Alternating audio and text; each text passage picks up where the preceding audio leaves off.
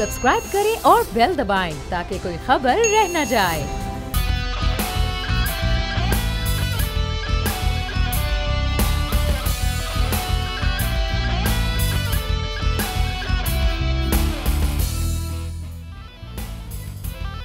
अस्सलामुअलैकुम नाज़रीन, प्रोग्राम में आपको कहेंगे खुश आमदीद। मैं हूँ महविश अनस और मेरे साथ मौजूद हैं बोल न्यूज़ के एडिटर इन चीफ नज़ीर लगारी साहब। नाज़रीन, कोरोना वायरस पाकिस्तान में बहुत तेज़ी से फैल रहा है और इसी के पेश नज़र आज कराची के मुख्तलिफ इलाकों को सुबह से ही कंटेनर्स और ट्रक खड़े करके सील किया जा रहा है और वहाँ से किसी को भी बाहर आने की या वापस अंदर जाने की इजाज़त अब नहीं होगी। जल्दी या देर से हम देख रहे हैं कि मुख्तलिफ जो ममालिक हैं, तकरीबन तमाम ममालिक, वो आहिस्ता आहिस्ता मुकम्मल लॉकडाउन की तरफ ही आ रहे हैं। टर्की की अगर बात की जाए तो टर्की में भी पहले कुछ चीज़ें खुली थी, कुछ चीज़ें बंद थी, लेकिन कल पता चला कि टर्की में भी 31 ऐसे शहर हैं जिन्हें मुकम्मल तौर पर लॉकडाउन कर दिया गया है और वहाँ पर कर्फ्यू जैसा माहौल है। कोरोना वायरस से रिलेटेड अमरीकी अखबार वाशिंगटन पोस्ट में एक मजमून शाया हुआ है और उसमें ये लिखा गया है कि इस वायरस को मारना बहुत मुश्किल होता है क्योंकि ये ज़िंदा ही नहीं रहता और ये वायरस अरबों साल से इसी तरह से है और बग़ैर ये ज़िंदा रहे ये अपना वक्त गुजार चुका है। उस मजमून में मज़ीद क्या लिखा गया है, क्या बताया गया है, इस हवाले से आपको क्लिप दिखाते हैं। वॉशिंगटन पोस्ट की रिपोर्ट में क्या कहा गया वो तो आपने सुना। लगारी साहब, ये वायरस चीन से शुरू हुआ लेकिन जो मुसद्दिका रिपोर्ट है इससे रिलेटेड वो अमेरिका की तरफ से बताई जा रही है और वो भी इतनी तफसीली, बात समझ में आती है? नहीं, बिल्कुल ऐसा है कि नेचर जो है हम उसके बारे में बहुत कम जानते हैं। साइंस ने भी बहुत सी चीज़ें दरियाफ्त की हैं लेकिन कायनात के बारे में और ख़ुद हमारी अपनी ज़मीन के बारे में, इसकी स्पीशीज़ के बारे में तो हम बहुत कम जानते हैं।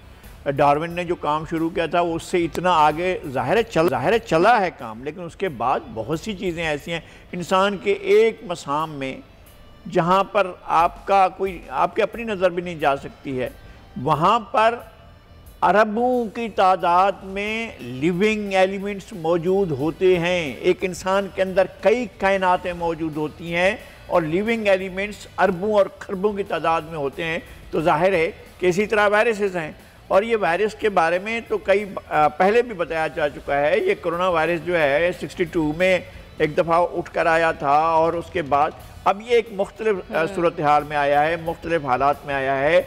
असल बात ये है, हम पहले भी अर्ज़ कर रहे हैं, हमारा अपना अंदाज़ा है, ये कोई साइंसी तहकीक नहीं है, ये है रिटिलिएशन नेचर का। हमने नेचर के साथ मजाक किया, हमने नेचर को ख़राब किया, हमने नेचर को बहुत बुरे तरीके से इस्तेमाल किया। हमने नेचर ने जिन चीज़ों को प्रिजर्व किया था हमने उन चीज़ों को ख़त्म किया, एलिमिनेट किया। तो ज़ाहिर है नेचर का अपना रद्द-ए-अमल होगा। ये नेचर का रद्द-ए-अमल है कि आप अगर ओज़ोन की तह को फाड़ डालेंगे, अगर आप दरियाओं के अंदर वो जहरीला फुजला का पानी डालेंगे और अगर आप समंदर की वो जो कई अरब साल से मौजूद है, जो चीज़ें मौजूद हैं, आप उनकी नस्लकुशी करने लग जाएंगे और इंसान पूरी दुनिया की तमाम जानदारों की हाकमियत संभाल लेगा और हाकमियत संभालने के बाद उसको बेदर्दी से इस्तेमाल करना शुरू करेगा तो ज़ाहिर नेचर अपना रद्द-ए-अमल देगी। तो नेचर का रद्द-ए-अमल है जिस तरह से हमने ख़राब किया चीज़ों को। अब ये एक और चीज़ है, एक सुपर पावर हम समझते थे एक ज़माने में जी, मल्टी लेटरल दुनिया है। अच्छा जी, फिर कहा गया कि नहीं, यकसतूनी दुनिया है, एक ही जगह पर है, अमेरिका सबसे बड़ी ताकत है। अब तो कोरोना सबसे बड़ी ताकत है, सुपर पावर कोरोना पावर हो गई है। अब दुनिया सारी, अब कोरोना अमेरिका के अंदर जो है एक्टिव जो है वो 12,71,421 जो हैं इतने हो चुके हैं और अब तक जो है वो ये दुनिया भर में और अमवात 1,09,000 के करीब पहुंच चुके हैं। इससे आगे 790 हो चुकी हैं। लेकिन अगर ये सोचा जाता है कि जनाब यहीं थम गया है मामला और इस मामला का अभी तक थमने का तो कोई आसार नहीं है। अभी अमेरिका के अंदर जो है वो 4,82,033 अफराद को कोरोना लाहक हो चुका है और उनमें से 20,580 अब अमेरिका दुनिया में नंबर 1 हो गया है। इटली से भी आगे चला गया है। इटली के तो अमवात जो हैं वो उससे ज़्यादा हैं इटली से, उससे अमेरिका से। अच्छा। लेकिन बहरहाल वो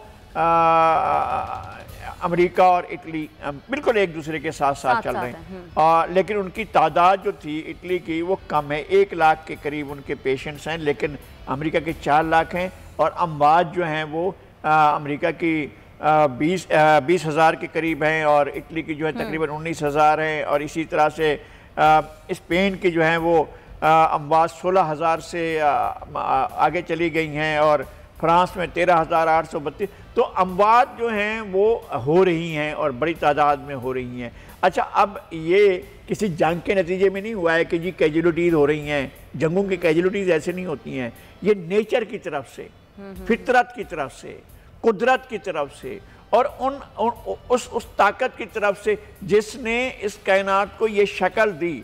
अगर आप उसकी कानून के अंदर अगर आप दखल अंदाजी करेंगे कानून, फितरत के कानून में, तो फितरत अपना रद्द-ए-अमल देगी। अच्छा, लेकिन लगाई साहब जो बात आपने भी की कि ये वायरस नया नहीं है बल्कि बड़े साल पुराना है और अब इसकी ये नई फॉर्म है कोविड-19, तो आपको क्या लगता है कि जो रिपोर्ट आया हुई है वॉशिंगटन पोस्ट में, ये पुराने वायरस से रिलेटेड है, ये जो अभी वाला वायरस है? मेरा ख्याल है कि एक अपडेटेड रिपोर्ट है और पुराने की भी बात की गई है। आज के दौर में जो इसकी सूरत हाल हुई उसकी भी हो चुकी है। ये भी पहले भी आ चुका है कि ये कोई ज़िंदा चीज़ नहीं है, ये किसी न किसी शक्ल में एक बॉडी से दूसरी बॉडी में मुंतकिल होता है और वहाँ पर जाकर वो दीगर अपनी एक फोर्स तैयार कर देता है। आरन फानन वो जो डिस्ट्रक्शन के एक फोर्स से तैयार होती है, वो जाकर लंग्स पर अटैक करती है और लंग्स को, यानी ये जो वज़ीर आला सिंध के बहनोई थे मेहदी शाह साहब, वो कोरोना से तो रिकवर कर गए थे, लेकिन कोरोना के नुकसानात जो थे, जो उसने उनके फेफड़ों को जो है तहबाला कर दिया था, उससे वो जानवर नहीं हो सके, वो उससे बच नहीं सके हैं।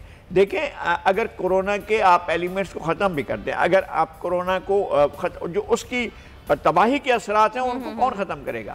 बहरहाल मैं ये समझता हूँ कि इस वक्त अगर दुनिया बची है या बच सकती है तो इस वक्त ये है कि जो वही तरीका है जो आइसोलेशन का, जब तक इसकी वैक्सीन बनती है और साइंसदान भी काम कर रहे होंगे, ऐसा नहीं होगा नहीं काम कर रहे होंगे। दुनिया में हम दुआ करते हैं कि अल्लाह ताला करे कि वो कामयाब हों और कोई ऐसी उसकी वैक्सीन आ जाए कि इसको ख़त्म किया जा सके, लेकिन बहरहाल इस वक्त लोगों को आइसोलेशन में रहना होगा। आइसोलेशन में रहना होगा और वज़ीर आज़म इमरान खान की जानिब से तो नाज़रीन बात की जा रही है कि खुद को आइसोलेट करें वरना ये वायरस बहुत तेज़ी से फैल जाएगा। इस हवाले से वफाकी वज़ीर बराए हवाबाजी गुलाम सरवर खान क्या कहते हैं, उस हवाले से आपको क्लिप दिखाते हैं। वज़ीर आला सिंध हो या वज़ीर आज़म इमरान खान, तमाम हुक्मरानों की जानिब से बार बार आवाम को यही बात बताई जा रही है कि वायरस बहुत ख़तरनाक है और बहुत तेज़ी से फैल रहा है। लेकिन लगारी साहब आपको लगता है कि अवाम इस बात को सीरियस ले रहे हैं? क्योंकि अगर सीरियस ले रहे होते तो क्या नौबत जो है वो सील करने तक आती, अब जो इलाकों को सील किया जा रहा है? देखें, सूरत हाल इससे मुख्तलिफ है। वफाक और सूबे एक पेज पर नहीं थे, ये तो है।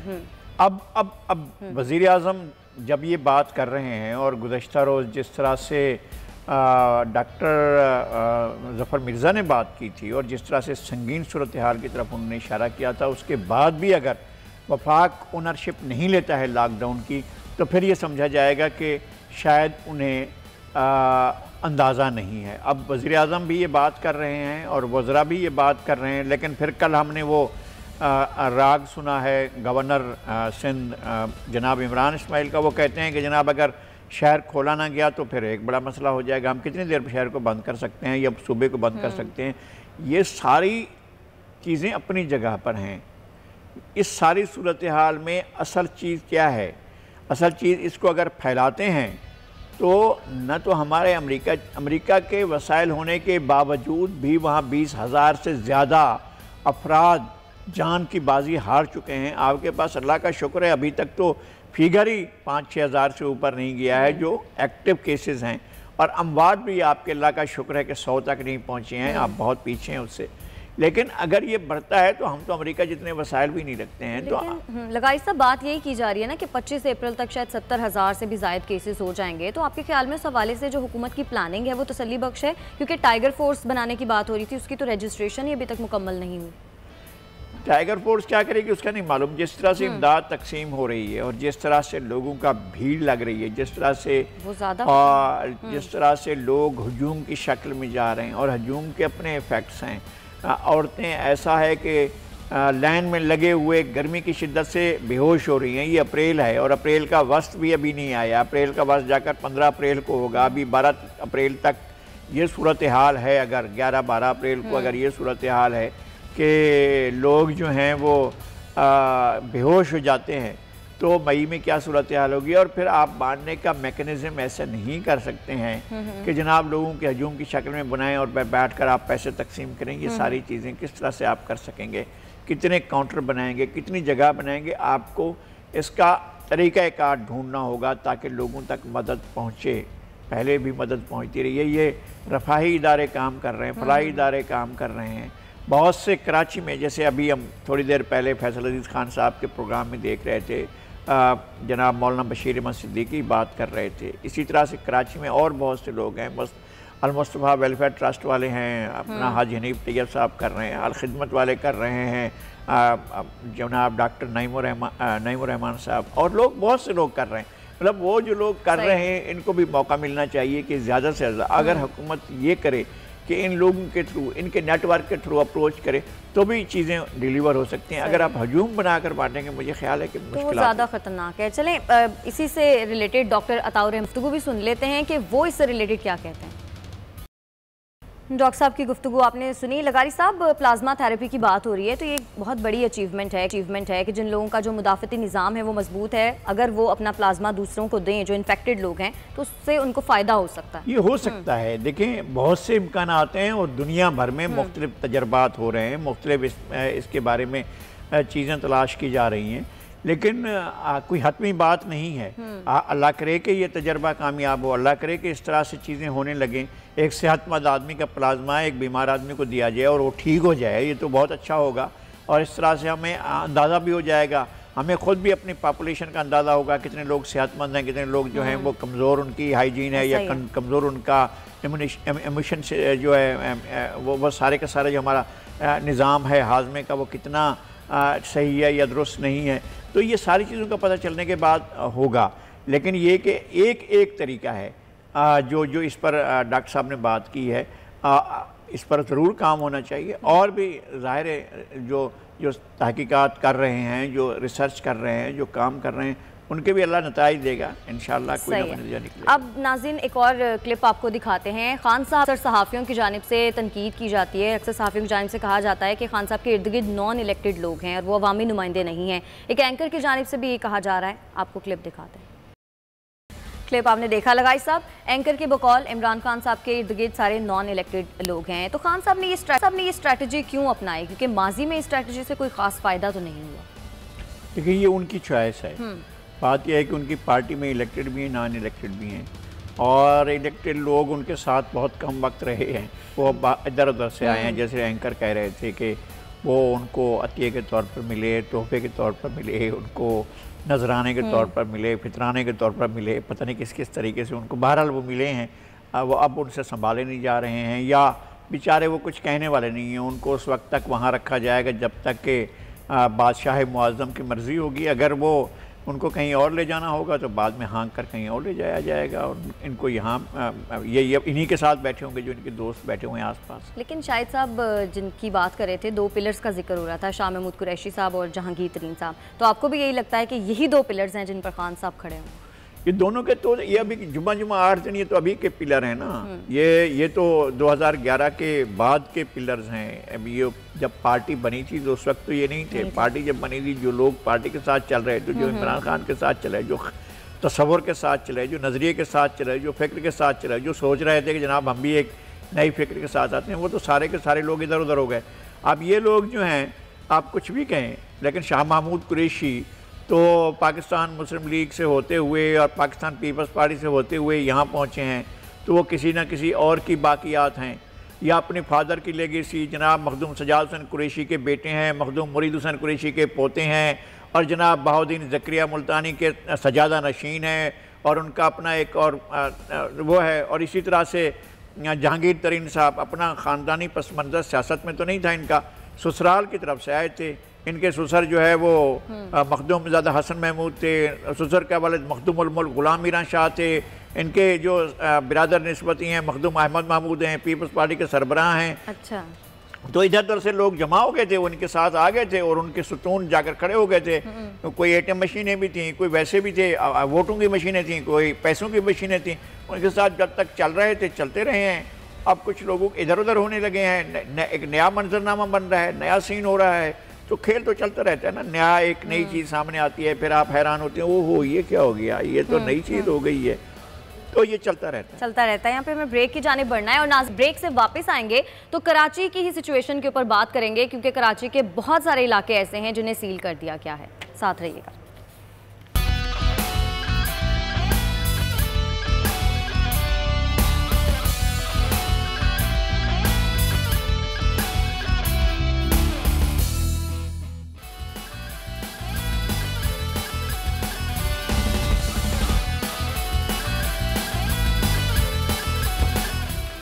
वेलकम बैक नाज़रीन। शहर कायद की ही बात करते हैं, जहां पर कोरोना वायरस बहुत तेज़ी से फैल रहा है और ज़िला शर्की के बहुत सारे इलाके ऐसे हैं जिन्हें मुकम्मल तौर पर आज सील कर दिया गया है। वहां पर कंटेनर्स लगा दिए गए हैं, ट्रक्स खड़े कर दिए गए हैं, पुलिस की भारी नफरी वहां पर तैनात कर दी गई है और लोगों को बाहर जाने की इजाज़त नहीं है। लगाई साहब, ज़िला शर्की के जिन इलाकों को सील किया गया है वो उनमें से बहुत सारे इलाके ऐसे हैं जो बहुत कंजस्टेड हैं, वहाँ पर छोटे छोटे फ्लैट्स हैं और वहाँ पर बहुत सारे लोग रहते हैं। तो किस तरह पॉसिबल हो पाएगा, ज़रूरियात ज़िंदगी किस तरह वहाँ पर लोगों तक पहुँचेगी और ये कितने दिन तक वो इस तरह रहेंगे? नहीं, ऐसा नहीं है कि दायमी तौर पर बंद हो गए, अब ये इलाके खुलेंगे भी नहीं, ऐसा नहीं है। ये इलाके खुलेंगे, लेकिन ज़ाहिर है इस बीमारी की शिद्दत को तो ज़ाहिर है रोकना है। अब देखें ना, डालमिया को जो है UC 23 जो है वो UC भी 23 है और 23 ही मरीजों के साथ वो पहले नंबर पर है कि सबसे ज़्यादा मरीज जो हैं इस UC के अंदर थे। अच्छा, इसके बाद जो है UC 27 जो पहलवान गोट है और UC 13 जो यमशेद क्वार्टर है, वहाँ पर 21 केस जो हैं एक UC से आए हैं सामने कोरोना के। तो जहाँ एक यूनियन काउंसिल में इतने, और कराची की यूनियन काउंसिल को गांव की यूनियन काउंसिल नहीं समझना चाहिए। गांव की यूनियन काउंसिल तो छोटी सी होती है ना, नहीं वो भी बड़ी होती है, उसमें भी कई मौजे होते हैं और एक मौजा जो है वो कम से कम 30, 40, 50 देहात पर मुश्तमिल होता है। फिर उनके मौजे के बाद जो है वो एक यूनियन काउंसिल बन के, यूनियन काउंसिल का भी खासा रकबा होता है, लेकिन शहरों की यूसीज बहुत छोटे पॉकेट्स होते हैं और उन यूसीज को बंद करने का ये नहीं है कि वो दायमी तौर पर ही बंद रहेंगे, बस अब इनको खोला ही नहीं जाएगा, ज़रूर खोला जाएगा। इस दौरान में लोगों को मौका दिया जाएगा, एक हिकमत अमली होगी, घर से एक आदमी निकले, वो ग़िज़ा की चीज़ें ख़रीदे और उसके बाद जो है फिर ये भी इस दौरान में हुकूमत ज़ाहिर ज़रूर चाहेगी, सूबाई हुकूमत भी, वफाकी को करना चाहिए, इंतज़ामिया को भी, और उस इलाके के असिस्टेंट कमिश्नर, डिप्टी कमिश्नर की भी जिम्मेदारी होनी चाहिए कि ये तो मालूम करें ना कि वहाँ पर कोई खुदा न खास्ता ऐसा तो नहीं है कि जिनके घर में कुछ भी नहीं है और उनके खाने के लिए कुछ नहीं है। इसको भी सर्वे कर लिया जाएगा, देख लिया जाए एक इंसानी बुनियादों पर अपने अंदर ये सूरत हाल देखें। क़यामत के दिन तो नफ्सा नफ्सी होगी, इसको आप छोटी सी एक क़यामत समझ लें कि ये सूरत हाल है। जितनी भी नफ्सा नफ्सी हो, लेकिन कोई इंसान ये नहीं चाहेगा कि मेरे पड़ोस में एक शख्स महज इसलिए अपनी जान से चला जाए या उसके बच्चे इस जान से चले जाएं कि उनके पास खाने के लिए कुछ नहीं था और हमारे पास तो खाने के लिए था मगर उनके पास नहीं था। ये इंतहाई बदकिस्मती की बात होगी। लोगों को शेयर करना चाहिए एक दूसरे के साथ और ये भी खोला जाएगा और लोगों को बाहर जाने के मौके भी मिलेंगे, लोग बाहर भी जाएंगे, लेकिन बीमारी की शिद्दत के पेश नज़र यह फैसला किया गया है मेरे ख्याल में कि इस वक्त ये फैसला ठीक था। इसलिए कोरोना के हाथ में मर जाने से तो इंसान ये नहीं है कि ये बहरहाल सब दिहाड़ीदार तबका तो बहुत परेशान है ना, क्योंकि वाकई परेशान है, बहुत परेशान है। आप उसकी परेशानी का अंदाज़ा नहीं कर सकते। जो रेहड़ी लगाता है, जो ठेला लगाता है, जो एक दिन की दिहाड़ी के लिए घर से बाहर निकलता है, जो 500-600 रुपये जिसने कमा कर आता है और उसका गुजर बसर नहीं होगा तो ज़ाहिर है तकलीफ दे बात होगी। हुकूमत, वफाकी हुकूमत इस सिलसिले में एक बड़ा वो लेकर आई है और वो 1,20,00,000 लोगों में रकम तकसीम कर रही है। अगरचे तकसीम का तरीक़ाकार हमें मुनासिब नहीं लगता है ना कोई और, लेकिन वह सूबाई हुकूमत को भी करना होगा और फलाही इदारों को जो बहुत ज़्यादा कर रहे हैं। मैं फिर अर्ज़ करता हूँ, सैलानी जो वेलफेयर ट्रस्ट है, आलमगीर जो है, AD ने पूरे मुल्क में जहाँ जहाँ उनके वसाइल हैं वहाँ पर वो कर रहे हैं। और एक दफ़ा हमें वो आपको शायद मालूम होगा, साथ बता रहे थे AD साहब के पोते कि लाहौर में हमें चीज़ें महंगी मिली तो हमने फैसलाबाद से जाकर ख़रीदी जो मुनासिब कीमत पर मिल रही थी तो वहाँ जाकर दी। तो आपको ये करना है और इन अल-खिदमत है और बहुत सी तंजीमें हैं, अल-मुस्तफ़ा वेलफेयर ट्रस्ट है, और बहुत से ऐसे ट्रस्ट हैं जो लोगों के अंदर काम कर रहे हैं, उसमें ग्राउंड लेवल पर काम कर रहे हैं और भी निचली सतह पर लोगों में काम कर रहे हैं। उन्हें अपनी खिदमत अंजाम देनी है। और ये एक मुश्किल वक्त है, और मुश्किल वक्त में हमने एक दूसरे का भी ख्याल करना है और फलाही तंजीमों ने भी अपना। अच्छा लगाई साहब, सिर्फ सिंध की बात नहीं है, पंजाब में भी बहुत बड़ी तादाद में कोरोना के केसेस सामने आए हैं, लेकिन हम ये देख रहे हैं कि पहले सिंध हुकूमत ही कोई ना कोई फैसला करती है, स्टैंड लेती है, और उसके बाद बाकी जो सूबे हैं या विफाक है वो उसको फॉलो करता है। तो पंजाब में भी आइंदा आने वाले दिनों में ऐसी कोई सूरत हाल बन सकती है? पंजाब में भी हुआ है, पंजाब में भी ऐसा हुआ है कि कई शहरों में इसी तरह के सख्त लॉकडाउन है, लेकिन सील करने की नौबत भी आएगी। मैं आपको अर्ज कर रहा हूँ इसलिए कि सूरत हाल जितनी जो बिगड़ रही है, आपको सील करने की तरफ जाना होगा। बता रहे हैं कि लाहौर में कुछ एरियाज को सील कर, हाँ उनका है, इसलिए कि वहाँ गुजान आबादी भी है और वायरस फैल भी रहा है। अगर वायरस फैलता है तो भाई हम नहीं अफोर्ड कर सकते ना, नहीं कर सकते। हम कैसे इस बात को अफोर्ड करें? एक बहुत ही ख़तरनाक एक बीमारी है, पूरी दुनिया में फैली हुई है। ये तो एक अल्लाह ना करे कोई वर्ल्ड वार से भी ज़्यादा ख़तरनाक चीज़ फैली है कि जो दिनों में लोगों को इस तरह से जो है वो, आप देखें कितने ज़्यादा केसेस आ रहे हैं, और चंद ही दिनों में जो है वो मामला जो है वो मिलियंस, बीमारों की तादाद मिलियंस में चली गई है, यानी 10 लाख से भी ऊपर चली गई है। अगर इस तरह से हम बीमारी बढ़ती है और ये मल्टी मिलियन होती है तो बहुत ही सब बाकी ममालिक तो शायद निकल जाएंगे, लेकिन पाकिस्तान तो आज तक डेंगू और पोलियो से ही नहीं निकल सका। तो ये वायरस, इसीलिए आप अल्लाह से दुआ करें। इसीलिए नहीं, होपलेस होने की बात नहीं है। देखें अब हमने नेचर को कम ख़राब किया, दुनिया ने ज़्यादा ख़राब किया। हमारे ऊपर मलबा ज़्यादा गिरा है, हमने इतना ख़राब नहीं किया जितना हमारे पर मलबा डाला गया है। हमने बहुत ख़राब किया, हमने अपने दरियाओं को ख़राब किया, हमने अपने दरख्तों को काटा है, हमने गलत दावे किए हैं कि जनाब हमने अरबों दरख्त लगा दिए। नहीं लगाए यार, किसी मुल्क में अगर 1 अरब दरख्त लग जाएं, ये तो 5-10 अरब के दावे भी करते रहें, 1 अरब भी दरख्त लगने वहाँ का इन्वायरमेंट तब्दील हो जाता है। मैं कहता हूँ जनूबी अफ्रीका में या साथ के अफ्रीका के किसी मुल्क में 1 दरख्त कटता है तो बरतानिया में, मैंने खुद देखा है, बरतानिया में मुजाहरे शुरू हो जाते हैं। लंदन में लोग मुजाहरे करने आते हैं, भाई वहाँ दरख्त काटा जा रहा है। अब तो आप गूगल अर्थ पर यूँ करें, टिक करके वहाँ देख सकते हैं कि इस वक्त क्या एक्टिविटी हो रही है। जो एक्टिविटी हो रही होती है लोग उसके पर जाकर एहतजाज करना शुरू कर देते हैं। हमारे यहाँ तो बेदर्दी से, मुझे मालूम है एक बड़े आदमी का, एक बहुत बड़े आदमी का, पाकिस्तान के एक ऐसे सियासतदान का जिन्होंने बड़ा नाम कमाया और उनका ताल्लुक एबटाबाद से था, उनके भाई के 900 ट्रक निकलते थे कश्मीर से एक दिन में। अच्छा। जो लकड़ी काट कर निकलते थे। तो आप ऐसे थोड़ी है यार, आप नेचर को बर्बाद करेंगे तो नेचर आपको छोड़ देगी, रिटेलिएट करेगी। गाइस वर्ल्ड बैंक की भी एक रिपोर्ट आई है, वो कहते हैं कि पाकिस्तान, इंडिया, अफगानिस्तान, बांग्लादेश ये सबसे ज़्यादा इफेक्टेड होंगे कोरोना वायरस से। ये बहुत ख़तरनाक वार्निंग है और वर्ल्ड बैंक की है। यानी वर्ल्ड बैंक, अगरचे मुझे नहीं समझ में आता है कि वर्ल्ड बैंक के पास तो मईशत के आदाद शुमार होने चाहिए, बैंकिंग के आदाद शुमार होने चाहिए, मालियात के आदाद शुमार होने चाहिए उनके पास, और बहुत सी चीज़ों के उनके पास तो पैसे के, डॉलर के, पाउंड के और रुपए के और इंडियन रुपए के, बांग्लादेशी टके के, अफगानी के, इस तरह के कोई रिकॉर्ड होता। वो तो हमारे पेशगी बता रहे हैं कि यहाँ पर जो है वो वायरस आएगा और ख़तरनाक होगा, तो हमें उस ख़तरे को महसूस करना चाहिए। हमें ये अंदाज़ा लगाना चाहिए। अब यहाँ पर हम बैठकर वो जो कहते हैं ना साजिशी थ्योरी, उसको भी देखना है कि क्या अमेरिका इस तरफ रुख कर रहा है, क्या हमारी आबादी जो है किसी के टारगेट पर है, हमें ये भी ज़रूर सोचना है। अब तक हम बहुत दुनिया में दीगर ममालिक से बहुत कम मुतासिर ममालिक में शामिल हैं, लेकिन अगर हमारे यहाँ ये चीज़ बढ़ती है और ज़्यादा ख़तरनाक होती है, और वर्ल्ड बैंक क्यों कह रहा है, मुझे तो खैर मैं WHO से ये तवक्को करता हूँ कि इसकी वजाहत करे। हमारा दम घुटा जा रहा है, हमें क्योंकि मईशत सबसे ज़्यादा मुतासिर होगी ना, इस वजह मैं कह रहा हूँ मईशत मुतासिर होगी हमारी।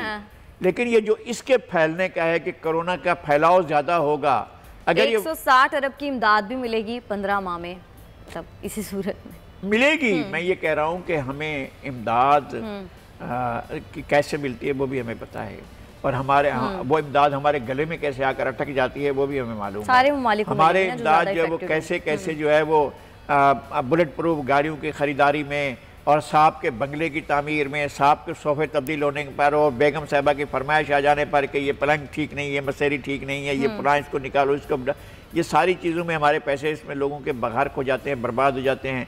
और हमारे यहाँ ऐसी ऐसी जगहों पर ऐसे ऐसे खिलौने बनाने पर हम बर्बाद कर देते हैं चीज़ों को कि जो हमारे किसी काम के नहीं होते हैं, लेकिन बहरहाल हम उस पर खर्च कर रहे होते हैं।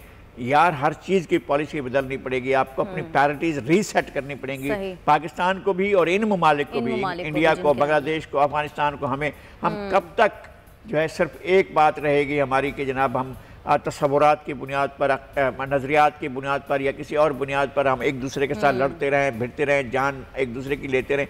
अब हमें बीमारियों के साथ लड़ना है, हमें गुर्बत के साथ लड़ना है, हमें जो है असल में जंग के तस्वर के खिलाफ लड़ना है। सही है। लगाई साहब, अब एक और हम मामले की बात करते हैं। आटा चीनी बहरान के हवाले से जो तहकीकाती रिपोर्ट सामने आई, उसके बाद विफाकी काबीना में अहम तब्दीलियाँ की गई। जिन लोग मात लगे गए हैं उनका कलमदान तब्दील कर देना या उनको ओहदे से हटा देना, क्या ये काफ़ी होगा? ओहदे से जिसको हटाया जाता है 3 दिन के बाद फिर ले लिया जाता है। तो बहरहाल ये भी एक तमाशा है। ये हैं कवाब के कुछ नज़र आते हैं, कुछ देते हैं, हम धोखा कैसे कहें, इन्वर्टेड कामाज में। लेकिन लगारी साहब, आपको ये लगता है कि अवाम का जो भरोसा है वो खान साहब के ऊपर दोबारा बहाल होगा इस रिपोर्ट के आने के बाद, अगर कोई कार्रवाई होती है? यार मैं ये कह रहा हूँ कि कार्रवाई क्या हुई, अगर होती है। मैं कहता हूँ अगर मगर चूंकि चुनाचे, यानी कि ये कहाँ से आ गया? हम तो नताइज देख रहे हैं ना हमारे सामने। जब आपके सामने एक चीज़ आई है और आपने जो कार्रवाई की है वो तो नज़र आ गई, तो कुछ भी नहीं है। लगा कि आपने नाराज करना था जहांगीर तरीन को, नाराज हो गए, साहब को भी निकाला था फिर वापस बुला लिया, मतलब ये तो चीज़ हाँ वो हुआ है ना चंद दिन की। लेकिन आप लोगों के साथ लोग वैसे ही आपकी वजह से, आपके साथ एसोसिएट होने की वजह से लोग मुख्तलिफ मसाइल का शिकार हुए। आपकी पारसाई के पीछे उनकी जो गठनियाँ उनके ऊपर डाली गई हैं वो भी लोगों को पता है। जहांगीर तरीन के ऊपर क्या बोझ पड़ा है और आप किस तरह से क्लीन हुए वो भी सारी चीज़ें सबके सामने हैं। एक एक चीज़ हर आदमी जानता है, हर आदमी को पता है कौन किस तरह करता रहा है। लेकिन बात यह है कि अगर आप लोगों के साथ इस तरह से डील करेंगे तो फिर लोग भी अपने तौर पर डील। लेकिन लगाई साहब, एक सवाल बड़े लोगों के जहन में और वो कर भी रहे हैं कि खान साहब कितने क्लोज थे जहांगीर तरीन साहब, क्या उन्हें नहीं पता होगा इतने सालों से कि वो क्या काम कर रहे हैं? उनको यकीनन पता था और यकीनन उन्होंने चाशमपोशी की हुई थी। हम बहुत सी चीज़ों के बारे में हम और एम्बिशियस हो जाते हैं और हम बहुत ज़्यादा तवक्कुआत बांध लेते हैं, हम बहुत ज़्यादा तसव्वुरात बांध लेते हैं। हम कमज़ोर मईशत के, कमज़ोर सेहत के, कमज़ोर मुतालिए के, कमज़ोर मुशाहिदे के लोग हैं। हम तमाम कमज़ोरियों के साथ लेकर लोगों को जांच रहे होते हैं, परख रहे होते हैं। अच्छा ये बहुत अच्छा नहीं यार, ये अच्छा नहीं है, अच्छा यार क्या करें, छोड़ दें, ख़राब ही निकला यार, छोड़ दें, बस ठीक है अब ये करते हैं। तो हमारे इस तरह के तजर्बात रहे हैं जो बहुत अफसोसनाक रहे हैं, बहुत जो उम्मीदें बंधवाते रहे हैं वो भी पछता रहे हैं और जिनने उम्मीदें बांधी थी वो भी पछता रहे हैं। ठीक है लगाई साहब, हमें ब्रेक की जाने बढ़ना है और नाज़िम हम वापस आएंगे तो बात करेंगे। दुनिया कोरोना वायरस से लड़ रही है लेकिन भारत की हरदर्मी वैसे की वैसी ही है। भारत की जानिब से बार बार लाइन ऑफ कंट्रोल की खिलाफ वर्जी की जा रही है। हमारे साथ रहिए।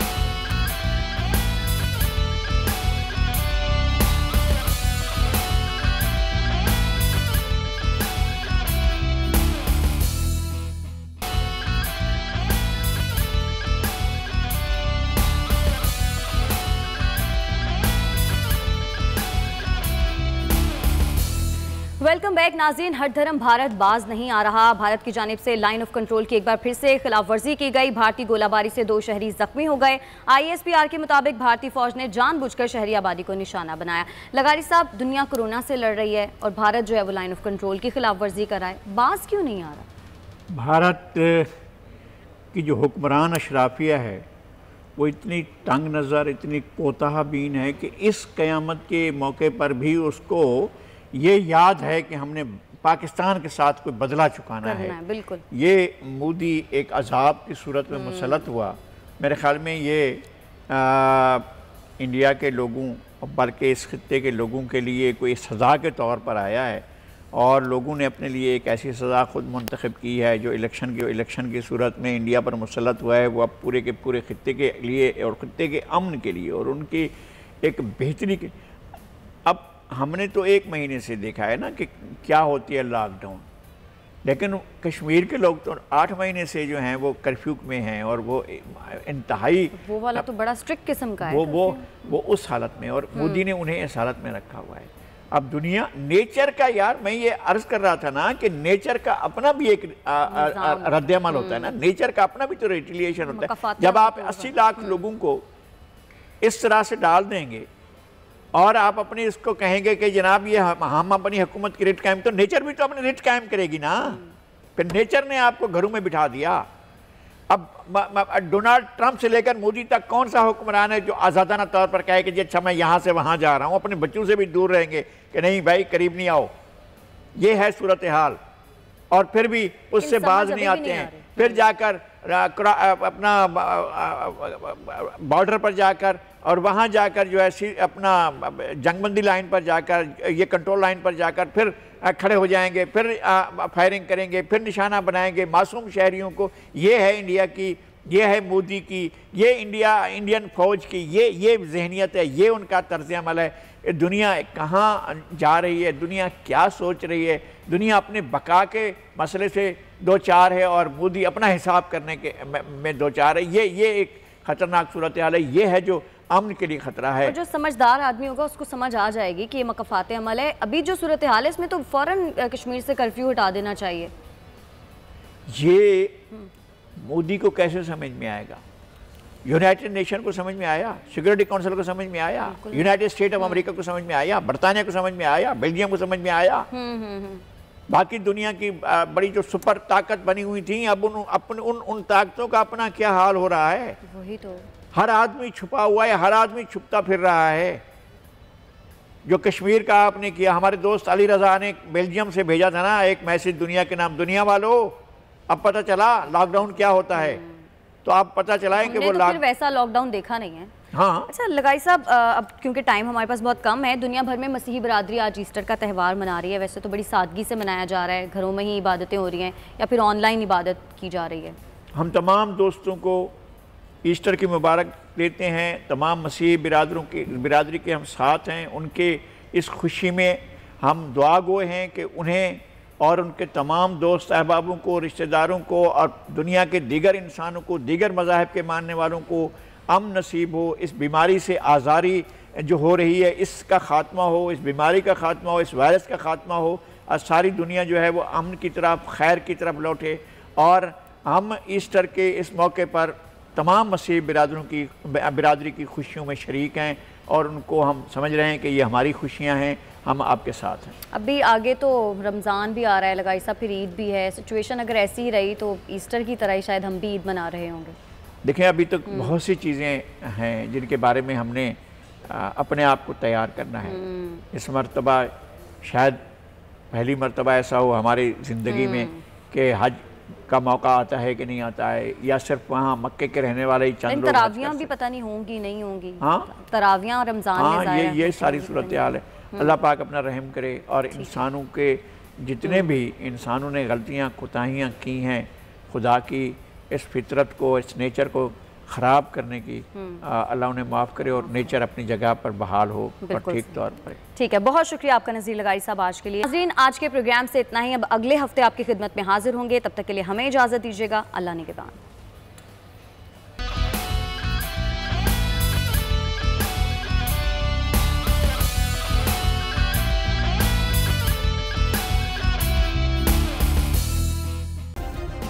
सब्सक्राइब करें और बेल दबाएं ताकि कोई खबर रह न जाए।